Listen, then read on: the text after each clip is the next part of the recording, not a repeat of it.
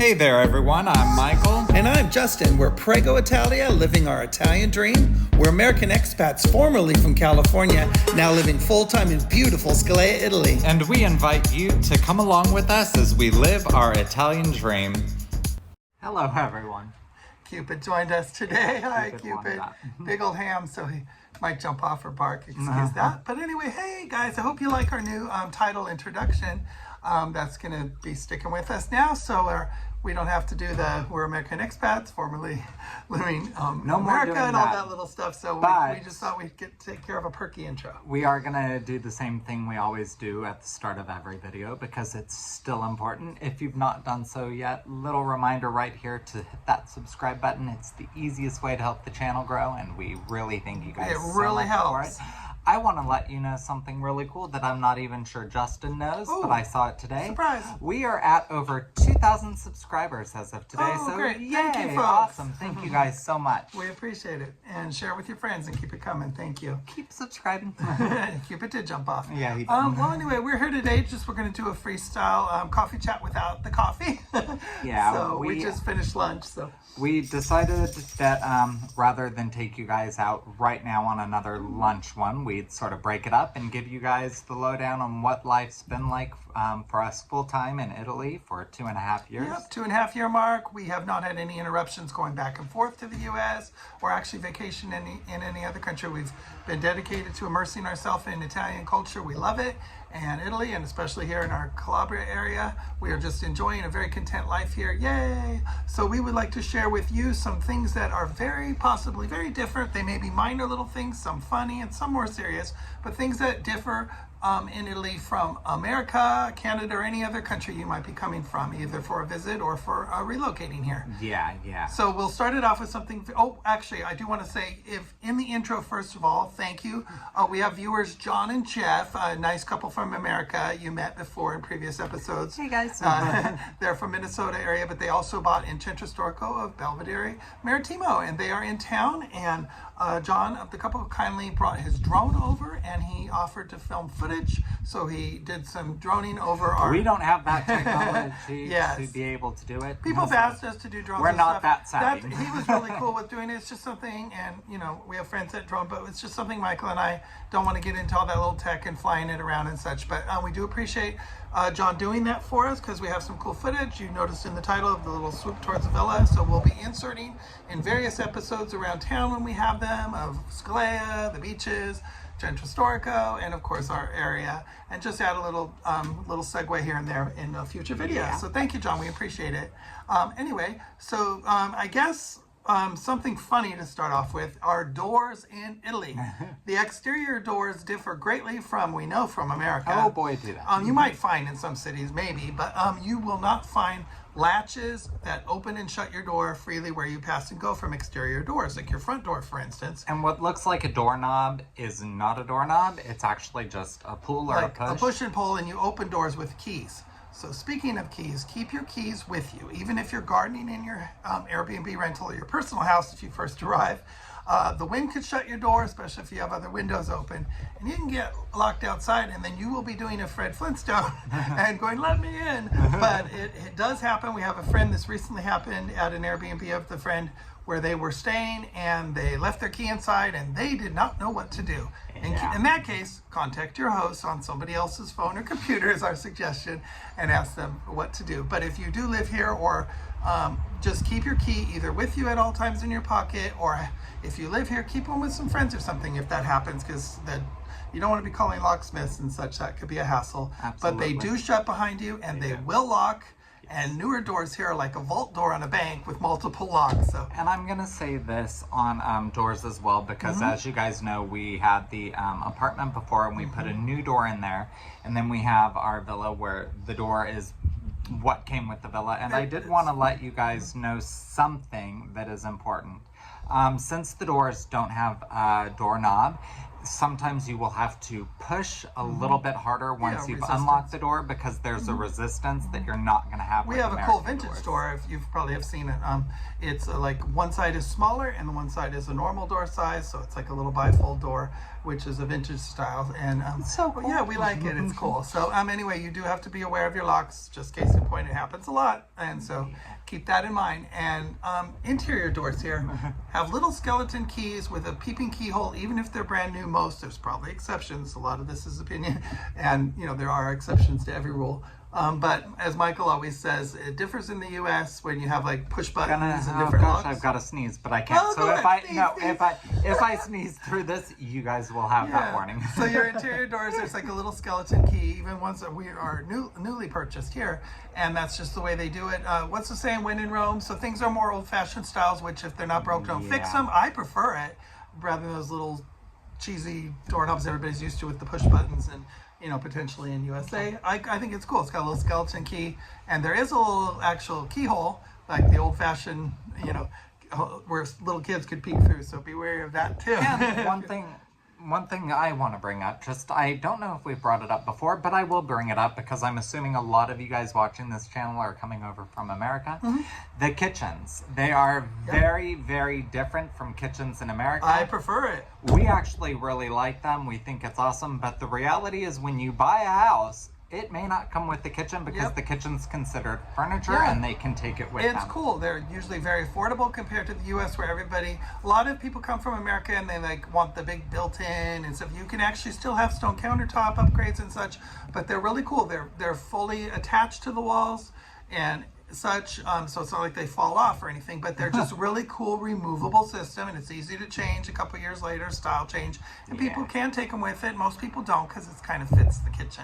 And appliances are usually built in when you buy them. It's a very affordable system. We actually, appliances, it's interesting, some are very affordable. We have our American-sized fridge, which was a great deal, far less than American fridges. Absolutely. Prices, and they are available here. So, but on the other hand, small appliances like toasters, coffee makers, vacuum cleaners, and such are more pricey. So some things are more affordable in the big picture, and then sometimes you'll find things that are more costly. So it's interesting. And do not bring your small appliances, televisions, vacuums from America if you're moving here or any other country. Leave them there because you don't want to have to.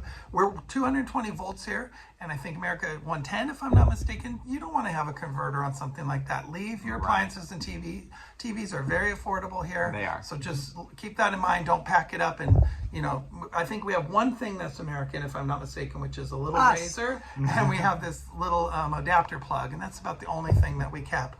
And when that breaks or whatever, we'll get a new one. But you don't need to bring all of your stuff. Hair dryers, little, curling irons, all of those things are readily available here. Another thing that I will bring up, because, you may not be aware of it, is in America, all of the outlets are basically one type of outlet. There's one standard outlet for everything. And okay, so in our villa and even in our apartment that we had and we renovated, they have different outlets that they will put in different places. So two-prong. Be aware of that. Three-prong, and then you'll have a circle one that can fit all, usually reserved for appliances and such. But it's not uncommon here. You have little adapters people purchase from the shops to adapt to 2 plugs and 3 plugs. We really don't know the reason for that. If you are rewiring, you can have everything put in. Even if we did new stuff and they're still different, but you can have everything put in, like the circle that you can fit all in or something, or you just get a little adapters and such. So there's little things that you might scratch your head. We are not here saying, America by any means has anything better, you're vice versa. They all have their differences, and you must respect cultural differences across the board. Exactly. And, we could go on. Even if you buy paint at the paint store, the little things you learn. You buy, like what we would call a gallon of paint, their equivalent, different size, of course, because keep in mind it's metric over here, and we're very much used to the system you learn in North America, so you will have to adjust to that. In military time, you'll have to adjust to because it follows the military clock, as we call in America the military clock. Buying hoses. so many things. So let's get into paint really quick. When you buy your paint, it's very thick very thick. So they water it down. I used to think, what were they doing? When I bought my own, it was so thick. I was like, wow, this is really thick paint. Wow. But then I saw when we had, workers here working, they would water it down. And I asked a paint store through my Google translation, of course, because he didn't speak English. I had asked, and it's required they water a certain amount of paint. So they know this. And that's across the board the way the paint is when you purchase it at the hardware store and such. So something interesting. So if you see workers and they're watering the paint, or are they just being cheap and making it go far? But if you bought it and try to use it yourself, you'll notice it's extremely thick. It's like tar. Meant to cut. Yeah, and I believe they've got different crystals in them and stuff. So it's a different consistency. And then the watering doesn't affect the color. It's just they know how much to add, and you'll learn that too. Speaking of garden hoses, in America, where obviously we're from, you just hook the hose to the bib and the connectors connects to it, and it's the way you go. So here, the hose, I do not have a sample here, but like I recently bought a new hose.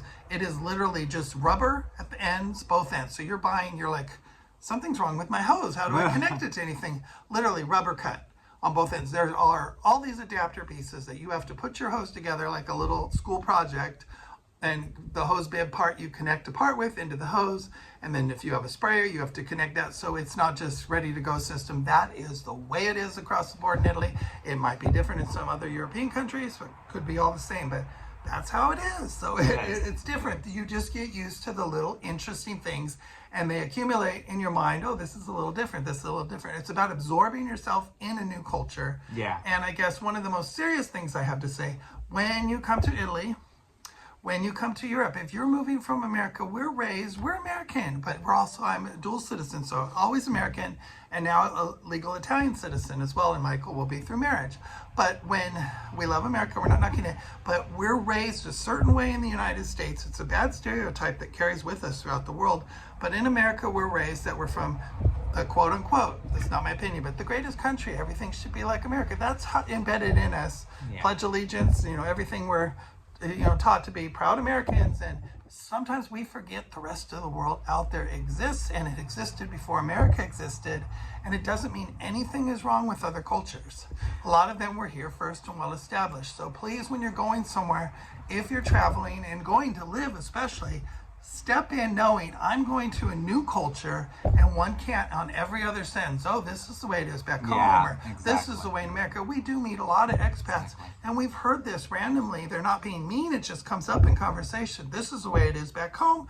This is the way. This is, And another thing that we get sometimes, and it is my actual pet peeve, and I'm just gonna say it here. I think a lot of times people from other countries don't realize they're doing it, but we've had people, Americans, come over, and the first thing out of their mouth is, oh, all these foreigners. Well, no.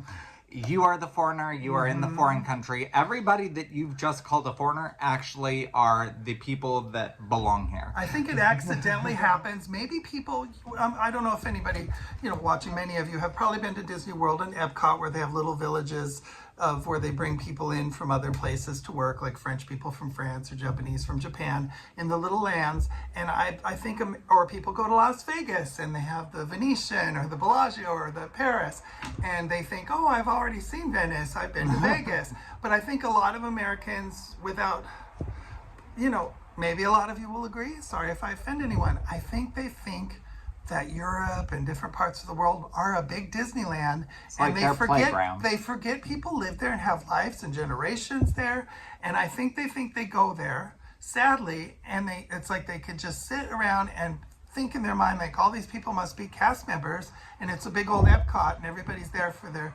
vacation pleasure, and sadly we've seen a lot of people snap fingers. Oh, in America, we'd never see this happen. The service is so slow. Which I'm gonna, so this brings me up to 2 points I would like to do. One is the snapping of the fingers, because we actually have seen that, and we've heard somebody go, oh, the service here is so slow.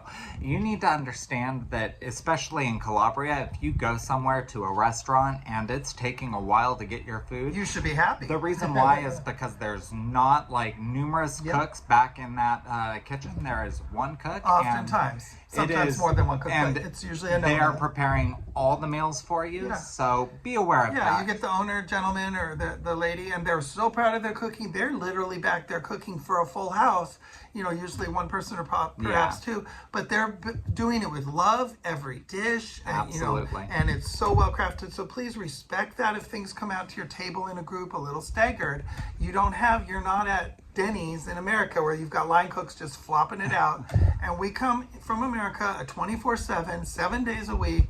We could usually get anything and everything we want, the snap of a finger, and with all these Uber deliveries and Uber Eats, which are also in Europe in the big cities. But everybody just is so quick, high demand. Yeah. And they forget that you should actually be excited that if you've got your chef pouring in love and giving you a good, wonderful meal that they're so proud of, and we often clap when they come out to see how we like our meal and tell them, you know, great job. Which I guess takes me into the second thing that I'm gonna say. Once again, I did say this in our last video like this, but it is important, and I'm gonna kind of tweak it here a little bit. Respect. So in the last video I had said, oh, well, if you're moving to Calabria, you don't necessarily have to know Italian, but just be respectful. I still do hold true to that. However, I'm going to say now that learn the basics of Italian at least. Learn how to say hello, learn how to say goodbye, learn how to have a basic foundational conversation. Foundational, I don't even know if that's a word. But the reason why is because that shows respect. Yes, and respect is important. A lot of Italians love to speak English. A lot, bless our, especially the young ones have been learning in school. But people, if they like to engage and speak English to you, that's great. It does make it easier, but also enjoy trying slowly to converse with them. And it's a wonderful exchange back and forth. They enjoy speaking the English and learning where you're from. They get excited, in different areas. And of course, we're talking the smaller areas, less travel. We're not talking about Milan and Rome and Tuscany areas Florence, where everybody's used to the tourists there. We're talking about the real Italy, smaller towns that, do get tourism, but, maybe not so regularly catering to Americans or Brits or different people. But be respectful, and you will find yourself in wonderful conversations, sharing where you come from, where they come from, and you can make it, even with the language differences, you can make it work, whether you're using Google Translate. Good people can speak to people without knowing languages, because the heart communicates and finds a way. A smile goes a long way. Respect is the universal type of communication. A smile that's genuine goes a long way. A mean, bitter, negative person, anywhere they go in the world, is going to come across They don't negative. necessarily go that far. No, and if you're negative and mean, stay home. Nobody wants your negativity. But they want your happiness in this world. So spread it and be proud of who you are, and be proud to represent where you're from. We have stereotypes of every country, and people carry them, but it's unfortunate. You see in the news, and people go and deface wonderful cultural monuments and such in different countries for their selfie shot or disrespect. That's terrible. I'm not even gonna. And that happens every country with all different, nationalities coming to other places and doing their thing to disrupt. But in this world of narcissistic behavior, the world is not a stage for Instagramming or whatever. You be respectful everywhere you go. Of course, that's just courtesy and stuff. And just enjoy yourself. So now we're also going to talk about, because we've been here for 2.5 years, we have seen something that's going to help you guys out so much, which is the changes that happen during the seasons, businesses, and the hours and how they fluctuate, because they do. So I'll let Justin tell you about that. First of all, if you're in America, of course there's resort towns and mountain towns that are more open for the ski towns or beach towns. That's everywhere. So the same here. There are towns that are like, we're in a resort beach town, but we're in one that stays open pretty much year round. So nothing really shuts down, except some of the Lidos stay open year round for you can go get your coffee or cocktails and watch the good winter storms. Which is always fun to do. Yeah, so we're in a place, there are smaller towns than us, obviously, that shut down, if tiny towns, but we're in a pretty good thriving one. Another reason we moved here. So we never really experienced the shutdown for the seasons, because everything stays open. But when you're at places, including the famous Pausa Pranzo, which in Spain means siesta, time where things close for hours, be respectful and don't complain. We've had so many people, you have to get used to it, but we have now Scalea Shopping Village that you can actually go shopping and stuff during the Pausa Pranzo if you want. So not everything closes, but a lot of small businesses in the heart of the city and throughout all throughout Italy and many parts of Europe will shut down for that needed break. Right. It's a thing they've done for generations. They take off work for a few hours. They probably go enjoy family time, quality time. Maybe their mom or their spouse is cooking for them. They get to enjoy time together, and we should respect that and rest. And they eat very late at night because they might have this break. So we come from a quick place, USA, where everything's on the go and rush. So you have to learn to that's part of the wonder here. Just relax, enjoy it. You might never nap in your life, and you might one day go, I'm going to do one of the naps and feel refreshed, because we've done that when we have a very late dinner party. We have. We'll Another thing that I'm going to bring up, because this is on the same vein, is, and God knows we had to learn this really quickly being here. So you're wanting to go out to eat, and you look at Google and it says the restaurant's open.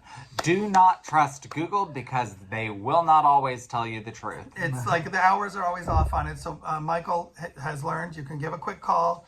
Michael, what do you say when someone answers in Italian? So, scusi, parlo italiano poco poco, and they'll say, okay, and then you go, sei aperti, are you open? And then you'll usually get a C, or, no, and that helps. Or if they don't answer the phone, it's a good indication. That's an indicator they're not. Restaurants there ahead of time usually working. But we have actually seen in our area some places, there's a few places that are catering to the tourism, and I guess they understand across the board. We've asked a lot of Americans, and 6 o'clock p.m. seems to be the average dinner time of most, and we agree with that. Some people eat 5 p.m., but 6 is about the average. But obviously in Italy, you will go to a restaurant when they open, if they open at 7, and you will see it empty. You've seen it when we film numerous times, because we go when they open, but sure enough, 8 o'clock and 9 o'clock, filled restaurants, because they'll come in at those times, because that's their culture, and you're not going to change it, so you adjust your appetite accordingly.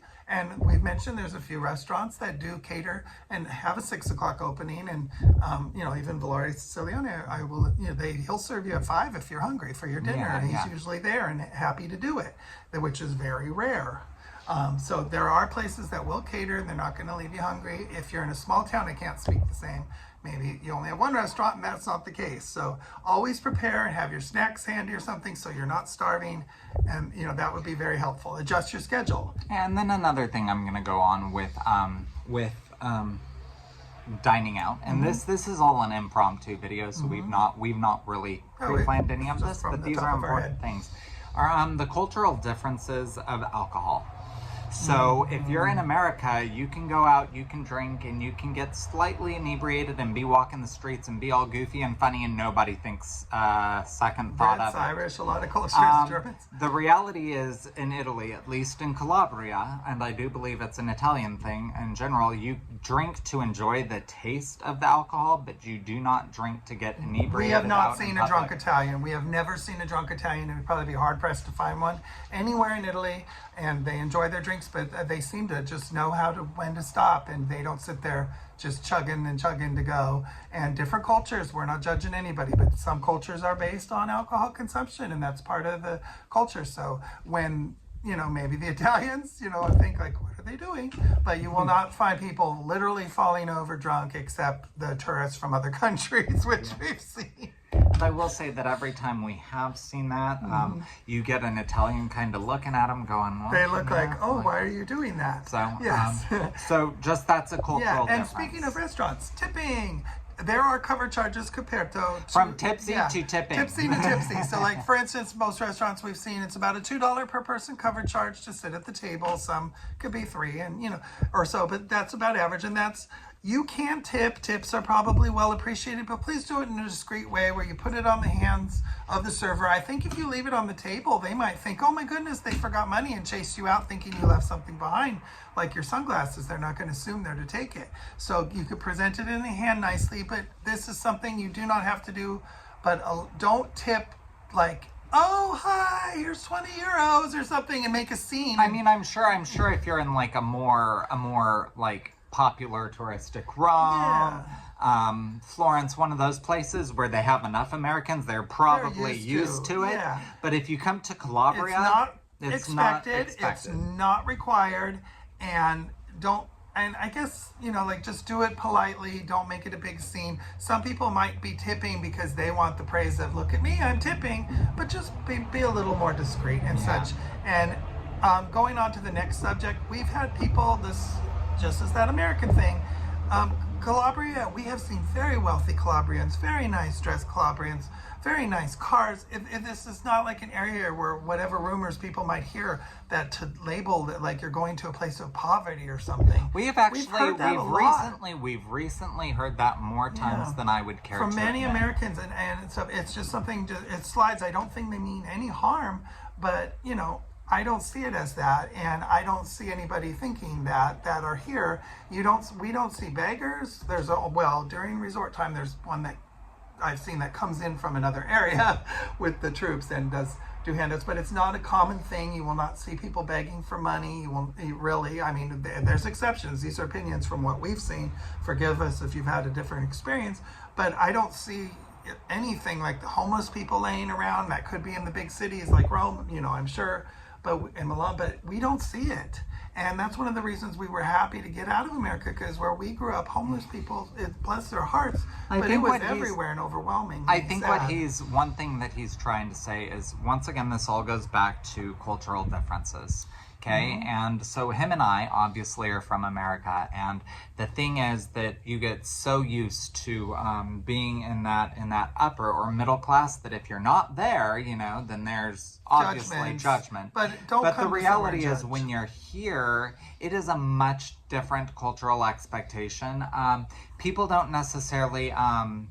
They're dressed nice, they're dressed to the nines, but they don't flaunt their money around the way they do in America. Yes, that's another thing. And we even have Swedish friends. The Swedish culture, for instance, does not flaunt their beauty, their popularity, their skills. They're a very humble culture. And in Sweden, we've been well educated by Swedish people that you don't sit there and say, I'm great, I'm wonderful. So it's not like a fan me, look at me, I'm so great. And in Italy too, maybe there's proud people and walking around like, proud, and they're beautiful men in their, matching tennis shoes match their outfits. If you're really proud, so it comes down to this. If you're really proud, that's fine. But people that are trying to, I just think people that are trying to make a public display of it aren't necessarily proud. They're trying to make other people jealous. And there is a difference there. And there's another little pet peeve we have.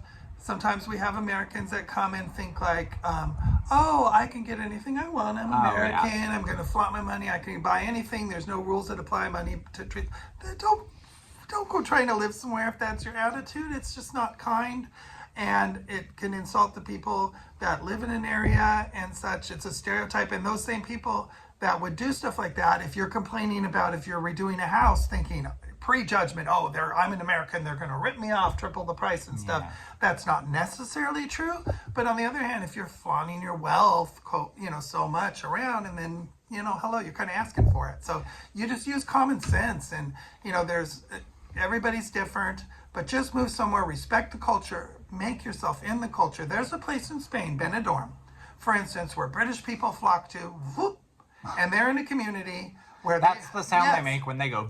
Google it. There's a lot of things on YouTube about it. They will not have to speak Spanish. They will not even have to see Spanish because British shops are there, British restaurants, British everything, and they flock there to be like Little Britain in the sun. Cupid has something to say about that. So that would be my worst nightmare. I want to go to a culture and respect it. I would just stay where I came from if that's what I wanted to, and we're not being negative in any way, but that's our worst nightmare. We enjoy Calabria, this part of Italy, for what it is, because it still has enough real Italy here to be enjoyable. And my worst nightmare would have something become Little America or something. So I think the last thing I'm gonna say personally, as to for my thing, and then he can say what he needs to say. But the last thing I'm gonna say is, if you're moving here, right, or if you're buying here, buy here after doing research. Yes. Buy here doing your own research, doing Google search. Justin and I looked 2016 we from started. 2016 to 2020. We looked at Sicily, Sardinia, and online, So just all different areas. The thing is, I'm gonna explain this here so it doesn't come across as bitchy. I'm going to do an explanation. Do not move to a place simply because you see one person on YouTube go, oh, and then you assume that, oh, their life is so fabulous, I'm gonna get that, and everything's gonna be hunky-dory. Yep. The reason why I'm saying this is we have seen people move to a location in Italy without doing their research because they watched one or two YouTube channels. Any region. And then all of a Puglia, sudden they're realizing, okay, well, this town doesn't have the amenities I need. It doesn't have a hospital. It doesn't have this. It doesn't have that. You would have nobody to blame but yourself if you're doing that. Definite due diligence. Do your work. And I'm going to say that if you're making a decision because we live in Scalea and you want to come here for that, that is very sweet. Thank you so much. We're flattered, but please check around. This might not be right for you. It's and right we have never said we're property finders. We've never said we're realtors. Nope. We've never said that we're trying to sell the idea of living in Scalea. Yep. All we are doing is showing our lives that happen to be in Scalea. No restaurants pay us. The city of Scalea does not pay us. No one pays us. We present everything and what we enjoy in our daily living, slice of life, out of genuine, out of our heart, what we enjoy. And we're not promoting anything because somebody tells us to. And I will say, I think the reason why I can say that is because when we moved here, we did not move to Scalea because somebody else told us to move to Scalea. I mean, there were videos on Scalea, but quite honestly, it wasn't a place that was well known. There were well known neighboring towns, but we didn't move here or we didn't move there based off of the decisions of someone else. Yes. We did our own research and we made our life here. We Google mapped every street. We saw the topography if it was good for him. We just did a lot of research on how many restaurants, and the different hours. We looked at how many grocery shops are there, how far potential hospitals are, and such. So, do your research anywhere you want and just do your own research and enjoy it. And there's a couple other quick things. If you move to these small hill towns with very, very few inhabitants, and you please do your research. You're going to usually have one architect or a little construction crew, and they don't cross zones in the small towns, so they will be the ones doing your stuff. And there could be, if there's too many, they could have a long, so find out what your wait list is and don't expect you need to do your due diligence in larger areas where we have a bigger pool. We get a lot of people, how'd you get your stuff done so quick and stuff. We're in an area and there's more of an open market for workers. We're just lucky. Yeah, but there's more of for options for workers. If you're in these very small towns, it's just a thing where they won't cross the lines. They, out of respect for each other living there and the different architect or people that are there. So do your due diligence before, because you can't just blindly go somewhere and expect and go, why is it taking years? If you're in a tiny town, these hill towns can be very small and limiting on even your restaurants or your shopping there. So keep that in mind, or how far you are from hospitals, and that's across all of Italy, even all of Europe. So keep that in mind. And also, as Michael mentioned, we're not property finders or realtors or people or anything, but we know many, and no realtor or property finder has told me to say it, but something I've witnessed personally, when you have someone helping you with your property or realty and you move somewhere, they did their job once the transaction's done. Exactly. You can't expect that they're going to be running up every morning to your house with birds singing and muffins in a basket and be there. I mean, that would be cool. Yeah, I'm sure they'll still be friendly with you, but that you're not buying into that person is going to be there to hold your hand. Where do I get a broom? Where do I get a lamp? And I'm going to say on this vein, don't expect anybody that you watch on YouTube to do that either, because the reality is, if you're moving to a new place, you should want to go out. You should want to explore. You should want to hit the pavement on your own and experience all of that. Yeah. We did it when we moved here, and we absolutely had a blast doing it. And that's learning and finding things on your own and stuff is a great thing to do, and an adventure and stuff. But we especially see it with different, realtors and stuff, which I'm sure, I'm not speaking for them. No one told me, but that person can't hold your hand for years and do everything for you. No. And you're not buying into they're your instant friend or something. No one should expect that. That just comes to mind. This is just shooting from the hip on things that are coming to mind. We hope it comes off genuine, as we usually are, and we just do everything out of love. And just wherever you go, find yourself, find your bliss. You'll travel a lot. Dare to dream, as Michael always says. find your place and it'll find you. Like when you're shopping for a home, you know it when you see it. Dare to dream. So I always say that, you guys know that, but dare to dream, but dare to dream your own dream. Find not your the dream place. of someone else. Yes, please find your place in the world. Because if you're living somebody else's dream, if you're trying to replicate somebody else's dream, be it ours or someone else, you're gonna instantly find that it's not working out the way you wanted to, and it's because it's not authentically yours. All humans, all couples, everyone's different with different needs, whatever it may be. Find your place, what works for you. Do all your research. It's all about research. And we love you all. We consider you our YouTube family. And I'm gonna say this before we go. So we've addressed a lot of things here. We've done one of these videos in the past that you guys seem to like. We'll do them again if you like them. If you guys have any specific questions that you want answered about the way things are here, go ahead and drop us a comment. And, what's the best place? Instagram? Or? You can either leave the comment here or you can drop it on our Instagram account. Message and questions. We'll add them up. If you like our little Gab Fest and have some questions, we're happy to do it again. But these are just some of the things off the top of our head. 2.5 years here. Time flew. Wow. Woo. Woo, woo, woo. It did. But thank you for your time today. And if you like our little Gab Fest, drop in the comments as well. So next time we'll get back to that fun, living our Italian dream, getting around, having fun with friends and eating, and of course, future traveling. We'll live our Italian dream next time. This time we've talked our Italian dream. Thank you for coming along on the journey. We love you all. Baci, you guys, and dare to dream. Thank you for your time. Ciao. Hey there, everyone. Please be sure to check out our merchandise, now available and in a lot of new styles. Please go to www.prego-italia.com and click the merchandise link. Hey everyone, so we have exciting news. We are now on Patreon, and you can find the link to that right here below. There will be the info for you to find us, Patreon. We actually, in advance, want to thank you very much for your patronage. Thank you. Your support will enable us to grow this channel to where we hope it gets to be, and also enable us to travel throughout Italy and share many more experiences with you. So thank you in advance. Baci, baci. Baci.